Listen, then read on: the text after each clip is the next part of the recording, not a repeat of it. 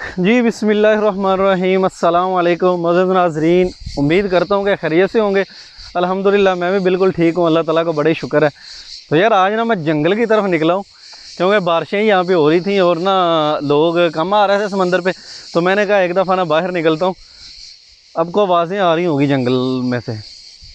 तो यकीन करें मुझे आज डंकी दोबारा से फिर याद आ गई है कि जब हम निकले थे ना तुर्की से यूनान के लिए, तो उस वक्त ऐसी आवाज़ें आती थी और बिल्कुल ऐसे सुनसान रास्ते थे और घने जंगलात थे। यही आवाज़ें सुनाई देती थी जो अभी आप लोग सुन रहे हैं। तो जो दिल की कैफियत होती थी ना, वो यकीन करें कि जज्बात बदल जाते थे, वक्त बदल जाता था कि अचानक से कुछ हो जाता था कि यूं ही रास्ते में कोई मोड़ आता ना, तो जहन में यही डर होता था कि यार ये मोड़ यूं हमने टर्न करना है तो यहाँ पे कहीं पुलिस ना खड़ी हो, हमें पकड़ ना ले। मतलब कि एक ऐसी एक अजीब सी कैफियत होती थी।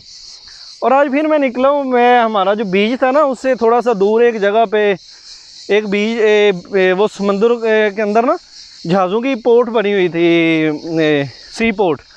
तो वहाँ पे मैं देखने के लिए आया, मैंने कहा चलते हैं यार वहाँ पे जाकर देखते हैं कि वो ना एक जजीरा है यहाँ पे इटली का सामने है, मैं ना कोई 20 किलोमीटर दूर नज़र आता है। तो मैंने कहा चलें वो देखते हैं कि जजीरा वो शिप किधर से जाते हैं। तो वो मैंने देखने के लिए आया हूँ। तो अभी मुझे जंगल देख के ना तो यकीन करें मैं चकरा सा जा रहा हूँ कि यार ये तो वो ही जंगलात हैं जो हमने पीछे छोड़े हैं। तो चलें जी, आज जो है ना वो मैं आपको बताता हूँ कि जो तुर्की से आगे यूनान का सफ़र जो है ना उसके हवाले से, यहाँ तुर्की के अंदर रह के बंदा पैसे कितने कमा सकता है और कितनी देर में वो तुर्की से यूनान आ सकता है, इस पे आज बात करते हैं। और पहले मैंने एक वीडियो बनाई थी जिसके ऊपर मैंने लिखा हुआ था कि यार जो बंदे कहते हैं ना जी आप सब हमें बता दें कि तुर्की का वीज़ा मैं ले रहा हूँ और वो एजेंट हमें दे रहा है 3 लाख का, 3.5 लाख का, 4 लाख का, और क्या हमें ले लेना चाहिए। तो उनके लिए मेरे भाई बिल्कुल ये है कि वो बिल्कुल आप वीज़ा ना लें तुर्की का वीज़ा, क्योंकि तुर्की के अंदर आके आप लोग पैसे नहीं कमा सकते मेरे भाई। पैसे आप 25 से 30 हज़ार रुपया मंथली कमाएंगे तो मेरे शहजादे वीरो वो इतने पैसे से कुछ भी नहीं बनता तुर्की के अंदर। फिर आपको पता है जब आपने वहाँ पे कमाना है तो फिर खाना भी वहाँ पे ही है। 200 से 250 लीरा आपने घर में दे देना है जहाँ पे आप रहते हैं, और आपका खान पीन होता है, घर का किराया होता है। और उसके बाद जब दूसरे लड़कों को आपने देखना है ना कि यार उसने नई पैंट शर्ट ली है या उसने बूट लिए हैं, उसने कोई सामान इस तरह का लिया है कि अभी अगर मैं ना लूँ तो मेरी बेइज्जती होगी। तो मेरे भाई फिर बंदा जो है ना वो परेशान होता है और कहते हैं कि अगर हमसाए का मुंह लाल हो ना तो अपना चपेड़े मार के करना पड़ता है। तो फिर वो सिस्टम बन जाता है। वहाँ पे अना का मसला लोग बनाते हैं और बाहर सैर को निकलने के लिए जाना होता है, क्योंकि तुर्की है तो बहुत खूबसूरत और मिनी यूरोप भी आप उसको कह सकते हैं। कमाई वहाँ पे कौन से बंदे कमाई कर सकते हैं मेरे भाई? तुर्की के अंदर कमाई वो लोग करेंगे जिनके पास हुनर है। कौन सा हुनर है? आप सिलाई का हुनर है जिनके अंदर, क्योंकि तुर्की के अंदर ज़्यादा काम जो है ना वो सिलाई का काम ही है। और ये जो आवाज़ें आप भी शायद मेरे साथ सुन रहे हैं, कीड़े मकोड़ों की आवाज़ें, रात को जब ये आवाज़ें डंकी में आती हैं ना, तो अंधेरे के अंदर जब ये आवाज़ें आपको सुनाई देंगी ना तो आप इलीगल काम कर रहे हैं, चोरी का काम कर रहे हैं। आपकी हार्ट बीट जो है वो तेज़ी से धड़कना शुरू हो जाएगी, क्योंकि सन्नाटे के अंदर जब ऐसी आवाज़ें आपको सुनाई देती हैं और ऊपर से आप 15 से 20, 25, 30 लोग होंगे और आपके कदमों की आवाज़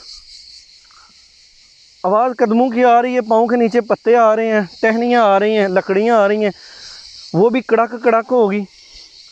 और आप कच्चे पैर पे कच्चे रास्ते पे चलते हुए जाएंगे, जिस तरह ये देखें भी ये रास्ता है ना, तो आपको यही लगना है कि यार वो आगे मोड़ आ रहा है, वो ये मोड़ आप देख रहे हैं, यार कहीं अल्लाह ना करे इस मोड़ के ऊपर पुलिस ना खड़ी हो जो हमें पकड़ ले। हम इतना सफ़र करके आए हैं और एजेंट जो हैं वो भी आपके साथ होंगे, एक आगे होगा एक पीछे होगा, तो बंदे को हौसला वो देते हैं। तो रात को जो सफ़र होता है कहते हैं जी भागें भागें भागें। तो मुझे आज भी वो पुरानी फीलिंग याद आ गई है अपनी डैंकी की, जो हमने तुर्की से यूनान के लिए लगाई, यूनान से फिर बोस्निया के लिए निकला और बोस्निया से इटली के लिए निकला। सेम यही दरख्त होते हैं। जो स्लोवेनिया है ना, उसके अंदर दरख्त ऐसे हैं, मतलब अकेले अकेले दरख्त है, इनके अंदर बंदा नज़र आ जाता है। और जो क्रोशिया के जंगलात हैं वो बिल्कुल ऐसे घने हैं कि उनके अंदर अगर बंदा चल रहा हो ना तो नज़र नहीं आता। तो इसलिए स्लोवेनिया में ज़्यादातर गेमें इसलिए पकड़ी जाती हैं कि वहाँ पे मामलात होते हैं कि बंदा जल्दी ट्रेस हो जाता है। और मैं बात कर रहा था कि तुर्की के अंदर कौन से लोग हैं जो ज़्यादा पैसे कमा सकते हैं और बचा भी सकते हैं। अभी मेरी ना परसों एक भाई से बात हो रही थी, वो तुर्की में है, तो वो मुझे बता रहे थे कि आप साहब तुर्की के अंदर अगर कोई बंदा पैसे कमाना चाहता है तो मेरे भाई वो दर्जी जो है ना, दर्जी, उसका काम उसे आता हो, दर्जी का काम जानता हो, कपड़े सिलाई करता हो, तो यहाँ पे आके वो 2 से 3 मंथ बाद 60 से 70,000 रुपया कमा सकता है दर्जी के काम वाला। अब दर्जी के काम में करना क्या है, आपको शलवारें जो है ना, पेंटें वगैरह वो सिलाई करनी पड़ेंगी, आपको ब्रेज़र वगैरह सिलाई करने पड़ेंगे, टोपियाँ सिलाई करनी पड़ेंगी, पेंटें सिलाई करनी पड़ेंगी, ओवरलॉक वाली मशीन पे आपको बिठा देंगे, आपको काज करने वाली मशीन पे बिठा देंगे, आपको पीको करने वाली मशीन पे बिठा देंगे। तो जो लड़के पाकिस्तान से दर्जियों का काम नहीं बिना सीख के आए होते, तो जो तुर्की में वो महीना डेढ़ लगाते हैं ना, तो वो तरनाट कारीगर बन जाते हैं। क्योंकि वहाँ पे आपने 12 घंटे तुर्की के अंदर काम करना है, और काम करने के बाद जो है वो आपको 12 घंटे आपने ड्यूटी करनी है ना, तो 1 घंटा आपको छुट्टी होनी है कि आप खाना वाना जो है ना वो खा लें या थोड़ा सा रेस्ट वगैरह कर लें, उसके अदरवाइज़ आपको छुट्टी वगैरह कोई नहीं होनी। तो ये मेरे भाई उसका निज़ाम है और ये सिस्टम है। और इसके अलावा और क्या क्या काम हो सकते हैं तुर्की के अंदर?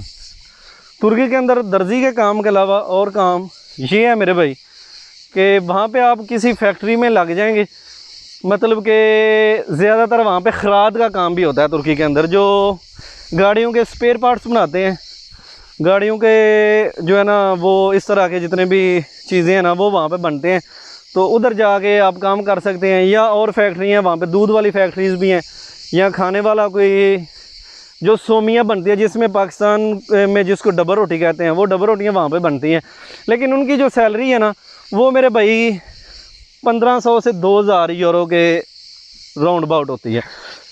और मैंने पिछली वीडियो में आपको बताया था कि तुर्की में जो सैलरी है वो 1 लीरा 18 रुपये पाकिस्तानी बनता है, और अगर 2000 हो ना लीरा तो 36,000 रुपया पाकिस्तानी बनता है। अब 36,000 के लिए बंदा 12 घंटे जो है ना वो काम करे, बहुत ज़लालत है।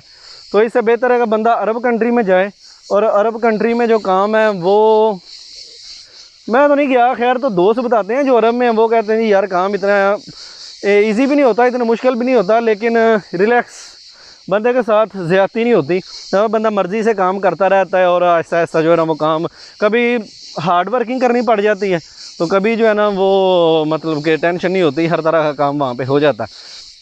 तो तुर्की में काम करने जो बंदे कहते हैं ना कि यार हम तुर्की में आएंगे, वहाँ पे आके पैसे कमाएंगे और कमा के यूनान की डैंकी लगाएंगे, तो मेरे भाई उनसे बड़ा बेवकूफ़ बंदा दुनिया में कोई नहीं होगा।